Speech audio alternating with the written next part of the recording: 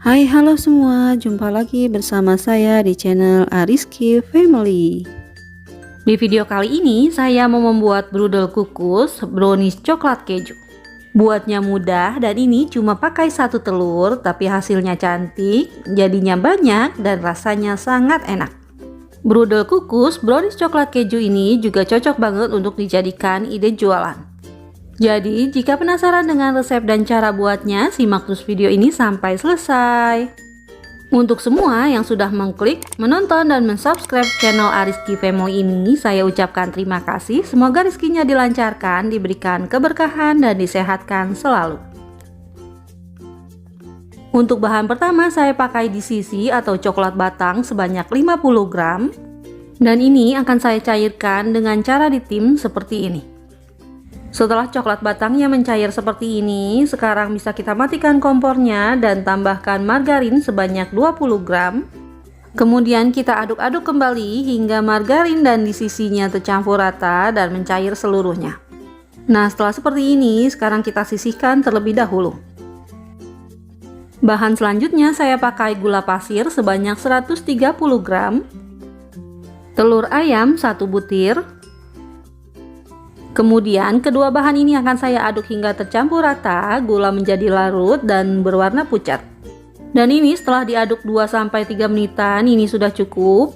Sekarang akan saya tambahkan minyak goreng sebanyak 80 ml. Selanjutnya aduk kembali hingga tercampur rata. Setelah tercampur rata, bisa kita masukkan susu cair UHT sebanyak 260 ml. Kemudian aduk kembali hingga tercampur rata. Nah, ini sudah tercampur rata. Sekarang kita masukkan bahan selanjutnya yaitu tepung terigu sebanyak 250 gram. Dan ini saya masukkan tepungnya sambil disaring seperti ini agar tidak ada yang menggumpal. Selanjutnya tambahkan garam sebanyak setengah sendok teh.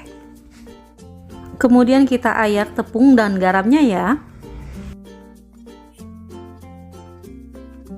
Setelah diayak, kita aduk kembali hingga tercampur rata dan adonannya menjadi halus.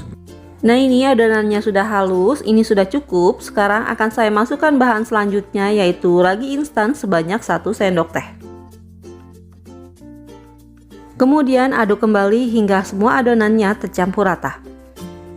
Nah, ini semua adonannya sudah tercampur rata. Sekarang bisa kita istirahatkan adonannya selama 15 menit dengan ditutup dengan kain bersih ya.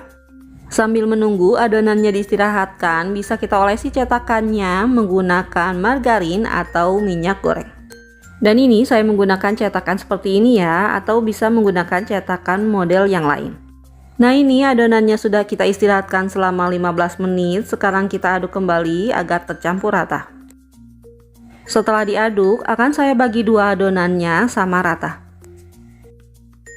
Untuk adonan yang pertama akan saya tambahkan dengan coklat bubuk sebanyak 1 sendok makan. Selanjutnya aduk coklat bubuknya hingga tercampur rata dengan adonan. Nah, setelah tercampur rata seperti ini, bisa kita masukkan coklat batang atau DCC yang sudah kita cairkan tadi. Kemudian aduk kembali hingga tercampur rata. Setelah adonannya sudah tercampur rata seperti ini sudah cukup dan bisa kita masukkan ke dalam plastik segitiga. Untuk adonan yang kedua akan saya tambahkan keju oles sebanyak 50 gram. Dan setelah dimasukkan keju olesnya bisa kita aduk hingga tercampur rata. Agar lebih mudah mencampurkannya bisa kita gunakan balon whisk ya. Setelah tercampur rata kita masukkan adonannya ke dalam plastik segitiga. Untuk selanjutnya kita masukkan kedua adonannya ke dalam cetakan yang sudah dioles margarin dan ini kita semprotkan berbarengan seperti ini.